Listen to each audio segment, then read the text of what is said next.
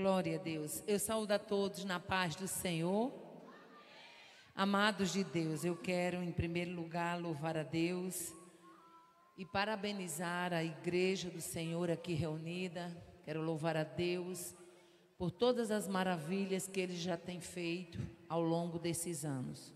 Quero louvar ao Senhor pela vida do pastor Chico Chagas, pastora Jossanete, pela vida de cada um dos servos de Deus que fazem a Pão da Vida, tanto a igreja local como também a Pão da Vida à distância. Eu quero louvar a Deus pela vida dos servos de Deus, pela vida do pastor Gabriel, da sua esposa irmã Isla, de todos aqueles que fazem a obra de Deus. 9 anos tem se passado, o próximo ano é a primeira década de vocês. Se Jesus não vier, vocês estarão comemorando a primeira década. E eu quero louvar a Deus por tudo isso. Eu, pela misericórdia de Deus, eu criei nesse projeto chamado Pão da Vida. Estou aqui há 9 anos, que sempre estou com vocês no aniversário de vocês. E eu me lembro que quando o Chico fez o primeiro aniversário, ele veio meio tímido me convidar, talvez pensando até que eu não aceitaria ou não poderia, mas eu fiz o possível para estar no primeiro aniversário e até hoje estamos aqui dizendo que Ele é Jeová Jireh, o Deus da providência. Antes de entrarmos na mensagem, eu gostaria de avisar que nós temos aqui 3 livros que Ele nos acompanha. Irmão Joatan está ali com os livros, eu não sei se desse lado ou desse lado aqui, mas ele está lá. Muito bem, obrigada, meu irmão. Com os livros, e esses livros, eles são da nossa autoria, né? 2 deles, o primeiro é esse aqui, o Vencendo a Tristeza, que trata da história da personagem Leia, né? Para quem não sabe, Leia, falar sobre Leia é falar sobre uma história de superação, uma mulher que tinha tudo para ter passado a narrativa bíblica amargurada e Deus a fez triunfar. O segundo livro é esse aqui, Intercessão, o Clamor Necessário. Ontem a gente recebeu a 6ª edição desse livro, né? Já estamos na 6ª edição. Intercessão, o Clamor Necessário. Esse livro é um verdadeiro manual sobre oração. Se você tem dificuldade de orar, se você tem dificuldade de interceder por alguém, não deixe de ler esse livro. Esse livro é um verdadeiro estimulante do céu para que você desenvolva uma vida de oração, de intercessão. E o terceiro livro não é da minha autoria, mas me acompanha, é do Dr. Hernando Pinheiro, psiquiatra aqui da nossa cidade. É O Psiquiatra Responde. Esse livro, desde a pandemia, que ele faz parte dos livros que a gente viaja com ele, porque a gente entende que após a pandemia cresceu muito o número de doenças psicossomáticas. Então, esse livro, ele nos acompanha. Amém, irmãos? Vocês escolheram como tema Gênesis capítulo 22. Mas eu gosto muito de obedecer a voz e a direção de Deus. E esses dias eu estava lá em casa, quando Deus bradou ao meu coração esse texto. Abra sua Bíblia comigo, Gênesis capítulo 26. Nós vamos ler do versículo 12 até o versículo de número 14. Gênesis 26, do 12 ao 14, que diz assim: E semeou Isaque naquela mesma terra e colheu naquele mesmo ano, sem medidas, porque o Senhor o abençoava. E engrandeceu-se o varão e ia se engrandecendo, até que se tornou muito grande, e tinha possessão de ovelhas e possessão de vacas, e muita gente de serviço, de maneira que os filisteus o invejavam. Quantos podem dizer glória a Deus? Esses dias eu estava lá em casa e sempre eu gosto de orar a Deus sobre a palavra que a gente vai ministrar. Quando de repente o Senhor bradou ao meu coração esse texto e disse: você vai falar sobre Isaque, o sobrevivente da inveja. Aleluia, glória a Deus. O nome Isaque, que significa sorriso ou aquele que ri. Todos nós sabemos a história de Isaque, filho de Abraão, já foi narrado aqui por meio dessa dramatização que foi feita. Nós sabemos que Isaac era o filho da promessa. E esse texto de Gênesis capítulo 26 nos dá um vislumbre do que viveu Isaac, um pouco do que ele viveu na sua vida adulta. E talvez você diga, mas irmã Aparecida, num culto festivo, a senhora vem falar sobre Isaac, o sobrevivente da inveja? É verdade. Veja só, se você procurar no dicionário sobre inveja, vai estar lá escrito: desgosto provocado pela felicidade ou prosperidade alheia. Desejo irrefreável de possuir ou usufruir o que é de outro. Provérbios capítulo 14, versículo 30 diz assim: o coração com saúde é a vida da carne, mas a inveja é a podridão dos ossos. Mas na verdade, o que é podridão nos ossos? Câncer. Câncer. Salomão estava afirmando que a inveja é um câncer espiritual, um câncer emocional, um câncer físico. Tiago, na sua epístola, capítulo 3, versículo 16, ele diz: porque onde há inveja e espírito faccioso, aí há perturbação e toda obra perversa. Está escrito assim. Mas aí eu vou mais além. O que é que Freud dizia sobre a inveja? Ele dizia que quem inveja admira, mas não suporta o alvo da sua inveja. Ele dizia ainda mais que quem tem inveja tem dificuldade de aprender com as pessoas que têm algo que ele deseja. Mas nesta noite a gente quer falar um pouco do que foi que isso aconteceu sobre a vida de Isaac. Isaac, um dos patriarcas, tem alguns aspectos interessantes na vida de Isaac. Isaac foi um patriarca cujo nome não foi mudado, permaneceu Isaac. Isaac viveu na terra de Gerar como um colono temporário. Havia uma promessa da terra, havia um momento de Isaac naquela terra, porém ele como um colono temporário. Isaac, no capítulo 26, versículo 1, diz que Isaac foi para Gerar por causa da fome na terra. Então, ele vai para Gerar, não porque ele quis ir, mas porque o Senhor o fez ir, porque tinha planos para ser executados com Isaac na terra de Gerar. A Bíblia nos mostra ainda Isaac tendo uma das maiores experiências. Isaac foi o único dos patriarcas que teve uma experiência de vida e de morte logo na infância. Gênesis capítulo 22, quando Isaac foi levado para o Moriá, ali ele teve uma das experiências mais marcantes da sua vida. E Isaac entra em Gerar. Capítulo 26, versículo 3 e 4 diz assim, que o Senhor fala para Isaac uma promessa, e ele entra em Gerar debaixo de uma promessa. A promessa era: peregrina nesta terra, e serei contigo, abençoarei e te abençoarei, porque a ti e a tua semente darei todas as terras, e confirmarei o juramento que tenho jurado a Abraão teu pai. Multiplicarei a tua semente como as estrelas do céu, e darei à tua semente todas essas terras, e em tua semente serão benditas todas as nações da terra. Quanto pode dizer glória a Deus? Então Isaac entra em Gerar não simplesmente por entrar. Ele entra porque havia uma fome na terra. Mas não apenas a fome. Ele entra sabendo que o cenário que havia deixado para trás era de fome, mas estava entrando debaixo de uma promessa. Aleluia. Outro fato importante sobre Isaac é que Isaac foi o único patriarca a ter filhos gêmeos em resposta às orações. A Bíblia diz que a sua esposa Rebeca era estéril, mas Isaac resolve orar por ela incessantemente. E ela gera e daquela gestação nasce Jacó e Esaú. Muito bem, está Isaac em Gerar. E lá na terra de Gerar começou a haver o conflito que a gente gosta de chamar de o conflito da água.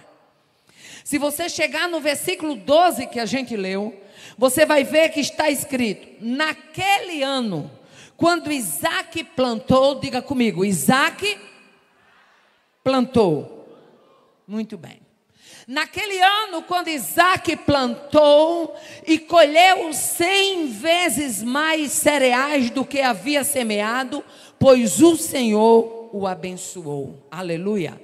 O conflito das águas começaram quando Isaac começou a ter uma colheita grande. Aleluia. Versículo 13 diz: e engrandeceu-se o varão, e ia se engrandecendo, até que se tornou muito grande, e tinha possessão de ovelhas, possessão de vaca, e muita gente a seu serviço, de maneira que os filisteus o invejavam. Eu gosto muito da tradição da Bíblia NVT, que diz assim: Isaac prosperou e se tornou rico e influente. Se você chega na versão NTLH, vai estar lá escrito: Isaac foi enriquecendo cada vez mais e se tornou muito rico e poderoso. Quando você chega na versão atualizada, está escrito: enriqueceu-se o homem, prosperou e ficou riquíssimo. Aleluia. Portanto, o conflito das águas só começou porque um homem chamado Isaac começou a prosperar na terra. E isso, aleluia, nos ensina muita coisa, porque só é invejado quem tem influência e quem se destaca. Aleluia. Muito bem, a Bíblia vai mais além. A Bíblia mostra que quando os filisteus invejaram Isaac, eles resolveram tapar os poços. Por quê? Porque os poços eram a fonte de água para Isaac continuar semeando. Aleluia. E aqueles poços haviam sido abertos lá em Gênesis 20, quando Abraão, o pai de Isaac, havia passado pela terra. O pai abriu os poços e agora o filho peregrinava na terra e os filisteus o invejavam e começaram a tapar. E eu gosto muito dessa versão que diz assim: e todos os poços que o servo de seu pai tinha cavado nos dias de Abraão, seu pai, os filisteus entulharam e encheram de pedra. Agora olhe para quem está do seu lado e diga assim: foi fechado todos os poços. Aleluia. Não foi uma parte dos poços. A Bíblia diz que todos os poços foram entulhados. E agora, como prosperaria Isaac, já que os poços eram entulhados? Aleluia. Glória a Deus. Eu gosto muito do versículo 16, quando Isaac se destaca e Abimeleque, vamos ver aqui comigo, Abimeleque, rei dos filisteus. Não confunda Abimeleque, rei dos filisteus, com Abimeleque, filho de Gideão com a concubina. É outro Abimeleque. Abimeleque, rei dos filisteus, vai a Isaac e diz: aparta-te de nós, porque muito mais poderoso te tens feito do que nós. Aleluia. O motivo dele querer Isaac distante é o motivo que todo invejoso geralmente tem. Quando você ver um invejoso, fique sabendo de uma coisa: ele muitas vezes quer você distante, não é por outra coisa, é porque ele não suporta que Deus tem te abençoado, que Deus tem te fortalecido, que Deus tem te feito destacar, que Deus tem te feito prosperar. Qual era o motivo? Abimeleque, ele explica para Isaac qual era o motivo do afastamento. Afasta-te de nós, porque mais poderoso do que nós tu tens te tornado.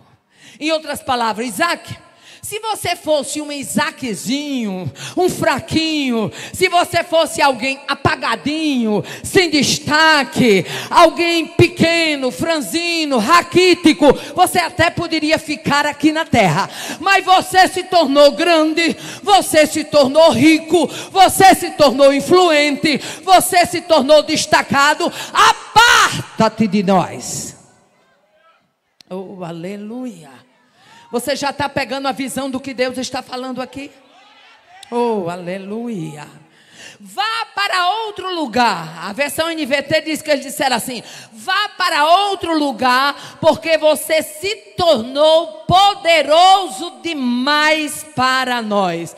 O teor do problema é porque Isaque havia superado a prosperidade dos filisteus. O teor do problema é porque filisteu não dá para ver Isaque abençoado na terra. O teor do problema é porque filisteu, ele só quer estar por cima. Mas na hora que Deus pega alguém que tem promessa e que foi levado a Gerar para ser abençoado lá, começa a ver filisteu se entortando, filisteu deixando o lombo buído, filisteu se posicionando.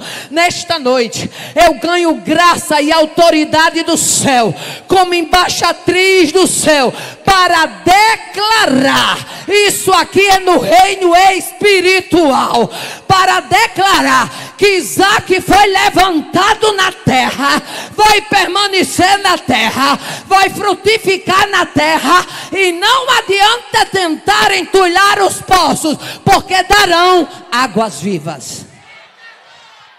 Ah, biacé. Rimicho. Para filisteu, quem se destaca vira ameaça. Para filisteu, crente fiel é ameaça. Para filisteu, crente que tem promessa é ameaça. Para filisteu, crente que anda de joelho é ameaça. Para filisteu, crente que onde ele coloca a mão, Deus coloca dele junto, é ameaça.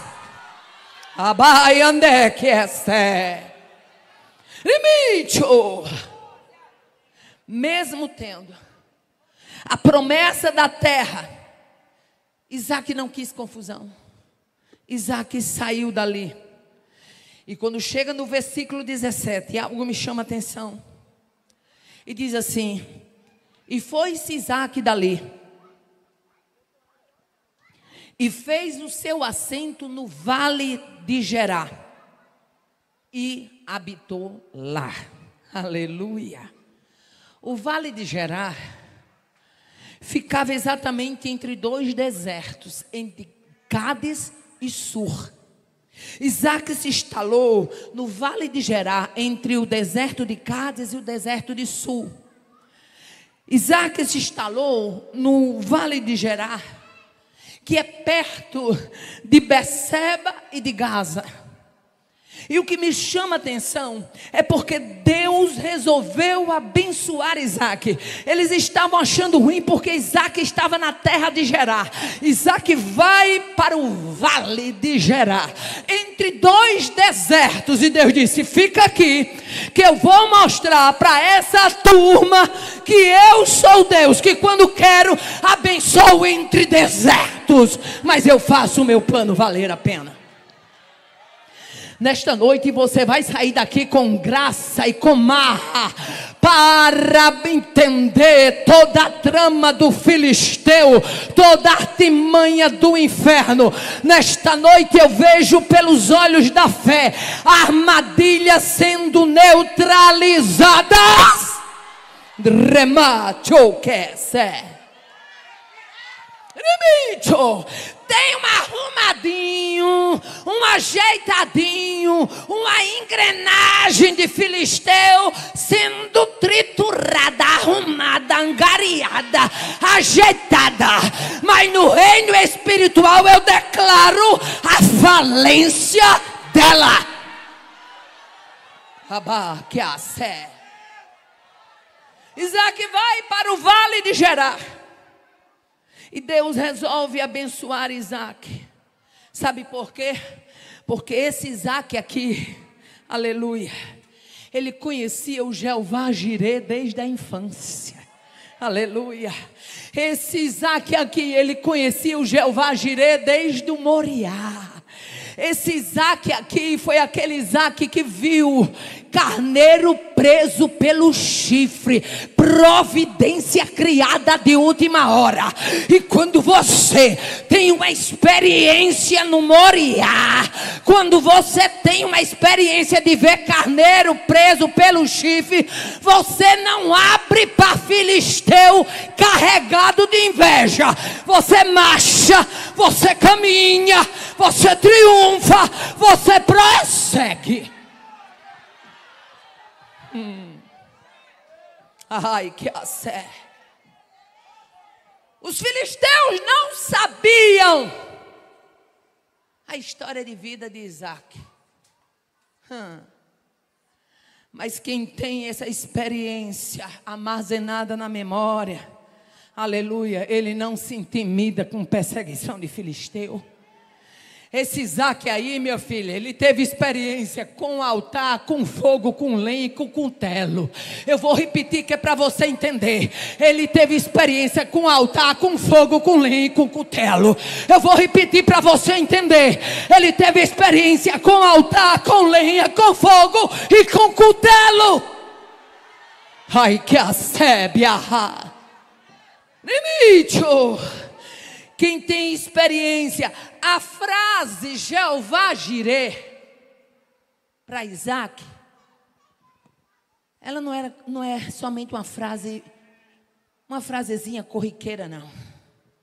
A frase Jeová Jirê na vida de Isaac foi uma frase vivida. Meu pai, aqui tem a lenha e o cutelo e o cordeiro, onde está? Meu filho, Deus para si proverá o cordeiro. A experiência, aleluia, ela é uma declaração para Isaac. Uma declaração vivida. E sabe o que eu gosto de experiência? É porque quando você vive, você não fala do que o outro viveu, você fala do que você sentiu na pele. Sabe por que Deus patrocina a experiência? É porque a Bíblia diz que nós somos consolados com as consolações que recebemos de Deus. Aprenda a glorificar a Deus no vale. Aprenda a glorificar a Deus no deserto. Deus está te dando experiência e você vai sair deste vale munido de experiência para ter o que contar. Oh, aleluia. Sabe o que é que mais me chama ainda a atenção? É que esse Isaac, além de ter experiências com altar, com lenha, com fogo e com cutelo, esse Isaac escutou brado de anjo. Brado de anjo. Brado de anjo. Bradou o anjo do céu para preservar a vida de Isaac. E você acha que o anjo de Deus que brada do céu para preservar a vida de alguém vai deixar esse alguém ser morto na garra de filisteu? Rayaman deve ser limite. Aleluia. Glória a Deus. Ele ouviu o brado de anjo. Aleluia. Quem ouve brado de anjo ganha marra para enfrentar filisteu. Eu vou repetir porque Deus está me dando graça e autoridade para isso. Quem ouve brado de anjo ganha marra para enfrentar inveja de filisteu. Oh, aleluia. Mas, irmã Aparecida, o que mais aconteceu? É que quem tem disposição para cavar, meu filho, não morre de sede. Quem tem disposição para cavar, não morre como alvo de inveja. Quem tem disposição para cavar, não morre infrutífero. Quem tem disposição para cavar, semeia e colhe 100 vezes mais.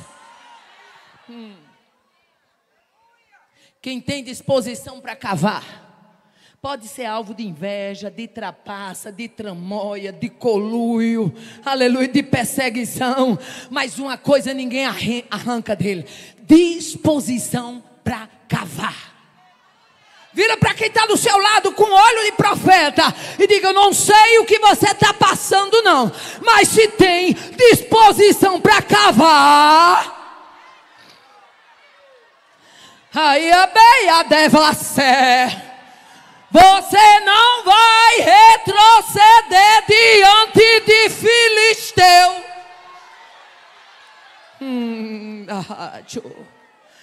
Quem tem disposição para cavar não tem medo de recomeço.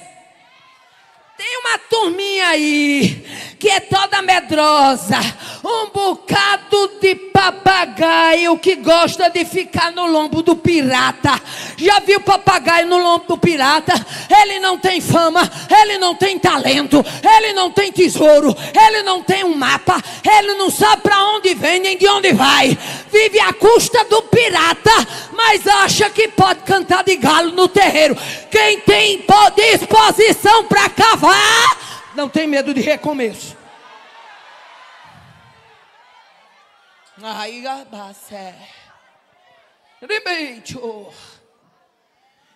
quem tem disposição para cavar não briga por espaço, não briga por cargo.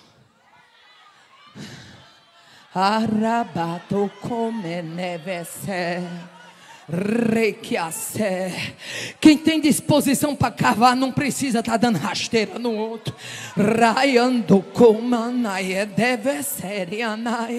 Quem tem disposição para cavar não briga por poço, mas coloca a mão na massa e vai abrir poço. Quem tem disposição para cavar, aonde ele vai, a bênção vai junto.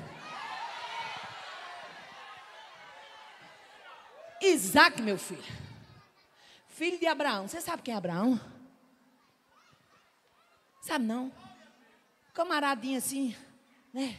Alguém disse assim: quem foi? Não, só aquele que Deus disse assim: ocultarei eu alguma coisa que eu faço, a não ser para revelar o meu amigo Abraão. Oh, aleluia. Mexer com gente que tem amizade com Deus é perigoso.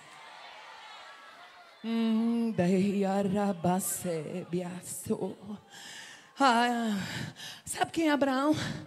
Aquele que chegou para Ló e disse: se tu escolher a esquerda, eu vou para a direita. Se tu escolher a direita, eu vou para a esquerda. Os pastores de Gerar, eles estavam com a mesma síndrome lá dos pastores de Ló, discutindo. Um lá estava brigando por espaço, o outro brigando por água. Você não foi levantado para brigar nem por água nem por espaço. Você foi levantado para dizer que Deus é o Senhor da sua vida, é o construtor da sua história, é Ele quem dita os teus passos. Quem tem disposição para cavar não é escravo, mas ele é submisso à voz de Deus. Aleluia. Quem tem disposição para cavar, cava mesmo no vale. Aleluia. A Bíblia diz assim: então Isaac partiu de onde estava, se estabeleceu em Gerar, armou as suas tendas e tornou Isaac a cavar poços. Eu vim aqui para cavar poços. Pode filisteu entulhar, mas eu vou cavar. Eu vim aqui para cavar poços. Pode filisteu entulhar, mas eu vou cavar. Tem muita terra para ser plantada. Ei, nesta noite Deus me dá graça e eu abro um parênteses porque a palavra é profética. Tem muita terra para ser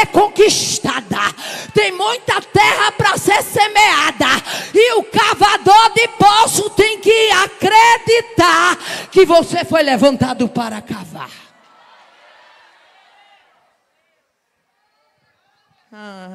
Glória a Deus. Aí sabe o que foi que aconteceu?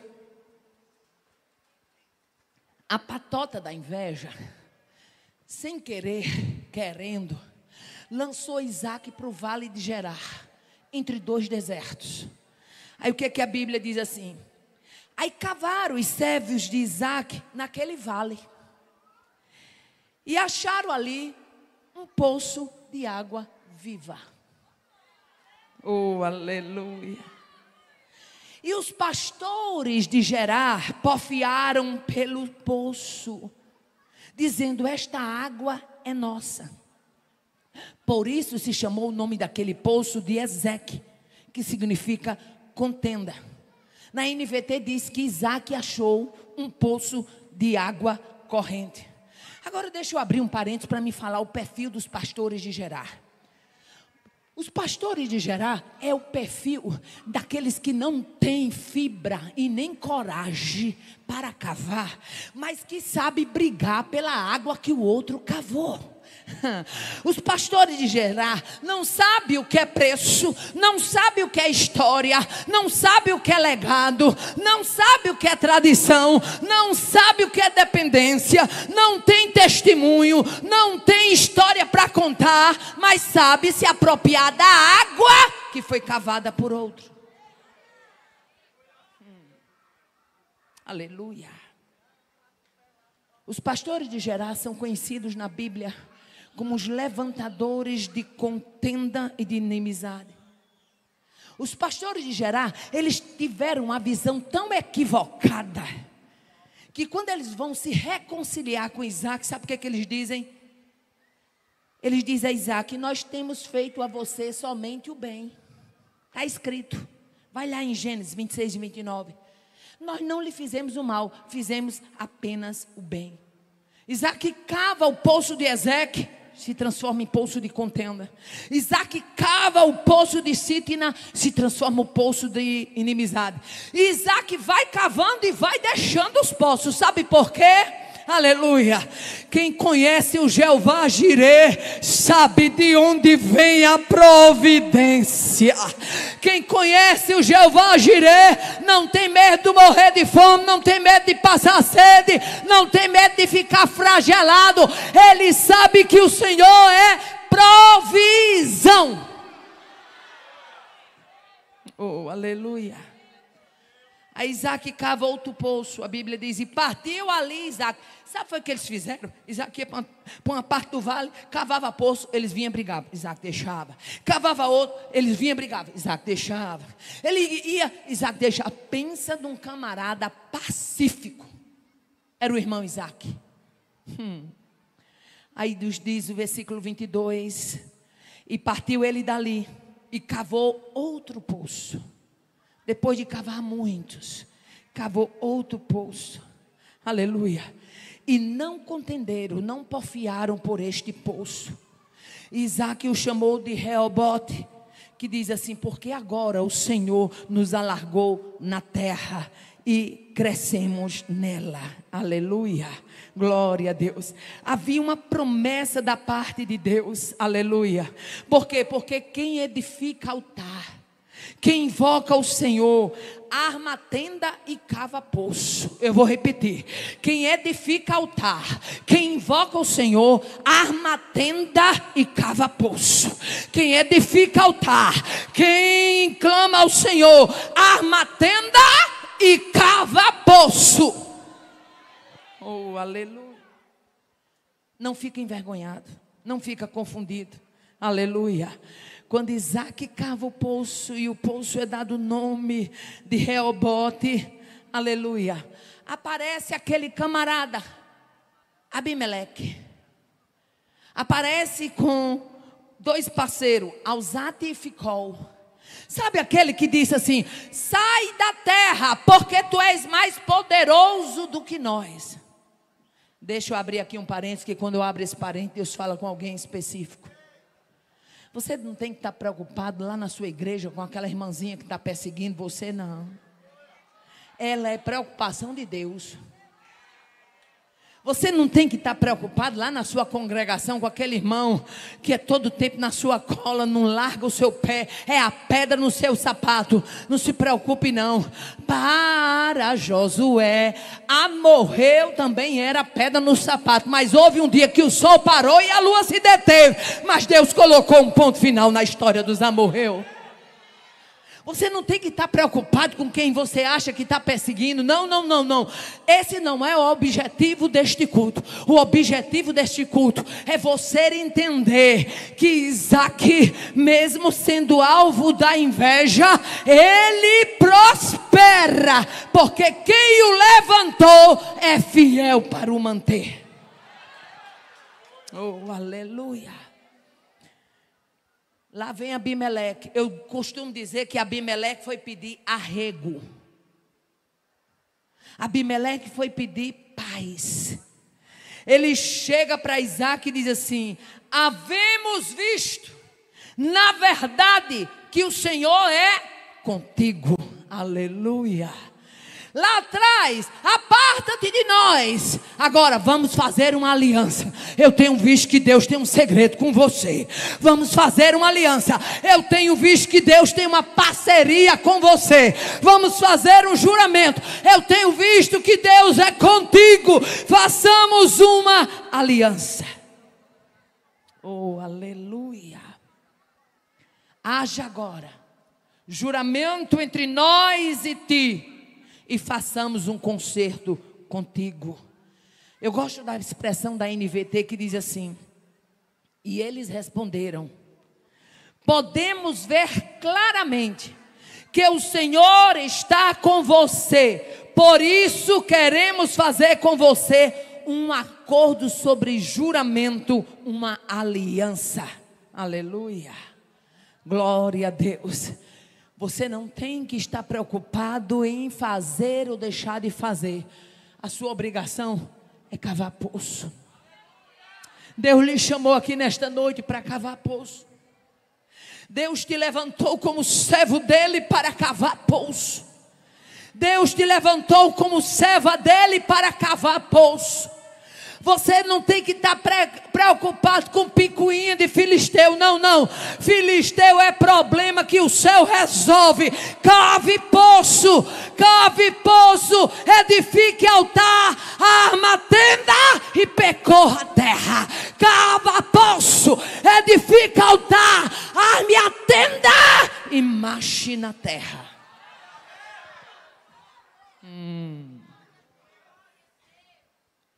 Quando Abimeleque vem falar com Isaac, pensa de um homem crente, era Isaac. A Bíblia diz que Isaac preparou um banquete para Abimeleque, Auzate e Ficol. Aleluia, aleluia. Ele chega e diz: a gente está vendo que Deus é na sua vida. Sabia que quando Deus resolve revelar quem é você, não precisa você ficar dizendo a ninguém. Tem gente que fica tão preocupado com a imagem dele, se a imagem vai ser manchada, se a imagem vai ser isso, Meu filho, nós somos a imagem de Cristo. Então por aí você tira o naipe da coisa. Aleluia. Você não tem que estar procurando dar polimento na imagem, ajeitando a imagem. Não. Você é imagem de Cristo, está escrito. Aleluia. Seja fiel e deixe que o próprio Deus se encarrega de trazer Abimeleque, Auzate, Ficol. Abimeleque, Auzate e Ficol, pedindo arrego.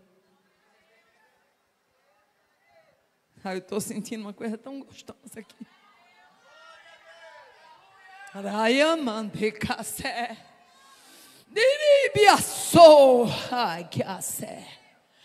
Mexeu com um filho de promessa. Mexeu com alguém que desde o ventre já tinha uma história narrada para ele. Mexeu com alguém que desde as entranhas da mãe já estava com uma genealogia prometida. Mexeu com alguém que desde as entranhas da mãe já estava profetizado: reis e povos procederão daí. Agora deixa eu dizer uma coisa. Todo filisteu, ele tem visão cotó. Vai ser burro assim na China, meu filho. O homem estava prosperando na terra e tinha poço para poder dar suporte a toda a terra. Meu filho, se eu recebo na minha terra um homem que onde ele bota a mão jorra água, eu vou botar esse homem para fora. Eu vou dizer: cava aqui, somos seus amigos. Cava aqui, continuamos amigos. Aleluia. Mas sabe o que é o problema? É porque o filisteu, ele tem inveja da colheita. Não plantou, não cavou, não suou, não deu duro. É o tipo é o que a gente gosta de chamar aqui no nosso nordestinês. O filisteu é o tipo da pessoa de godela. Aonde ele chega aqui tem uma pizza de graça, ele se abanca ali. Aonde ele chega, que ele sabe que tem uma boca livre, ele se abanca ali. Porque ele não tem coragem de cavar poço. Ele não tem brio. Porque quem tem brio não vai se preocupar de estar bebendo água do outro. Não. Quem tem brio, ele tem coragem de cavar o seu próprio poço.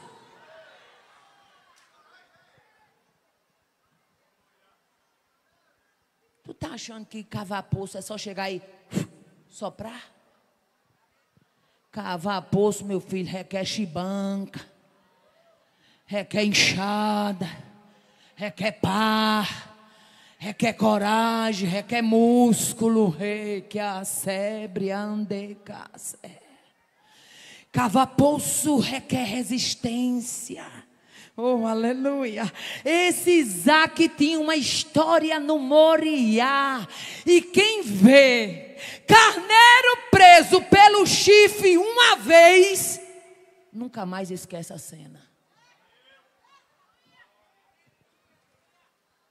Quem vê carneiro preso pelo chifre uma vez, nunca mais esquece o Jeová Jirê, o Deus da provisão. O que estimulava Isaac a continuar cavando? A certeza de que Deus o havia colocado na terra.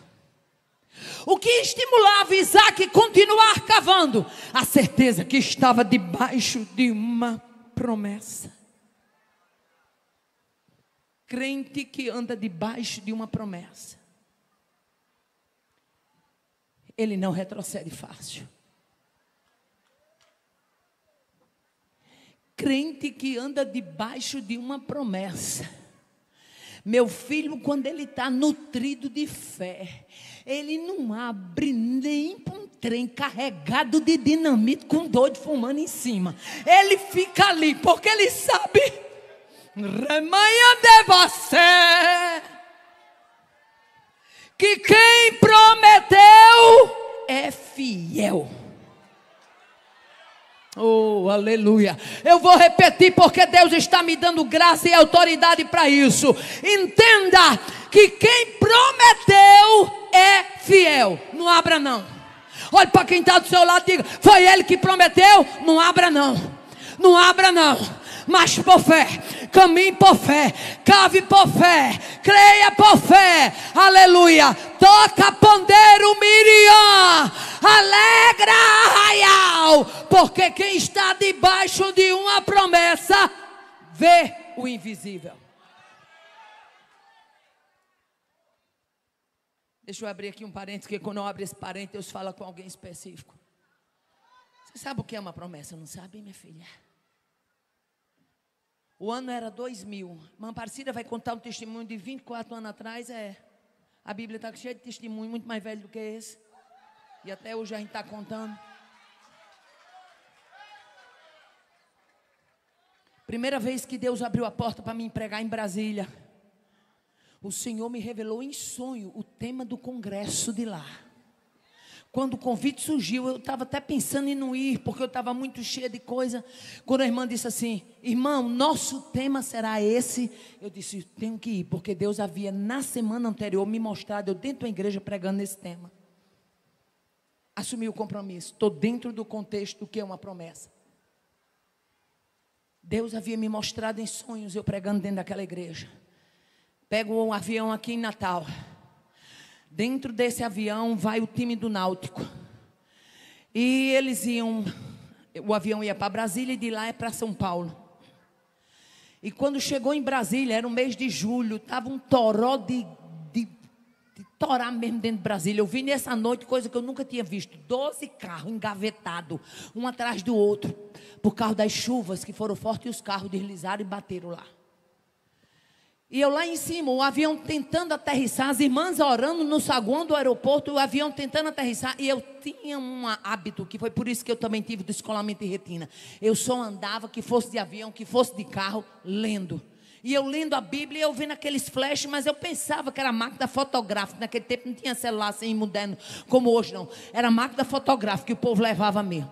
E eu pensando que era máquina fotográfica, aqueles flashes. Quando de repente eu escutei uma pessoa do meu lado dizendo assim: a senhora é o quê? Quando eu olhei, um rapaz pálido, foi que eu percebi que nós estávamos debaixo de uma grande turbulência. Eu estava tão entretida que eu não tinha nem visto a turbulência. Tão entretida na leitura. A senhora é o quê? E eu, numa simplicidade, olhei para ele e disse: sou crente. Ele olhou para mim e disse: logo vi. Aí eu disse: por quê? Aí quando eu percebi a turbulência, aí eu disse: o senhor está com medo? Ele disse: estou. E o avião tremendo, eu vi gaveteiros abrindo, bagagem caindo, e o povo chorando, e aquele aperreio todo. Olhei para ele: o que é o contexto? Quando você está debaixo de uma promessa, você sabe que pode o leão rugir, pode o inferno se levantar, mas você sabe quem está segurando o cabo da nau, você sabe quem é o comandante da embarcação. Você não abre não. Aí eu disse: você está com medo? Ele: estou. A senhora não está não? Eu, numa simplicidade, irmão, fiz isso de tudo com uma simplicidade. Olhei para ele e disse: tenha medo não, moço, porque esse avião, enquanto eu estiver aqui dentro, ele não cai. Ele olhou para mim: como é? Eu digo: ele não cai, meu senhor. Deus me mostrou eu pregando num congresso que vai ter aqui, e eu vou chegar lá embaixo, vou chegar inteira. Enquanto eu estiver aqui dentro, esse avião não cai. O avião aterrissou em Brasília. Quando o avião aterrissou, que eu fui abrir o meu bagageiro, que esse estava fechado.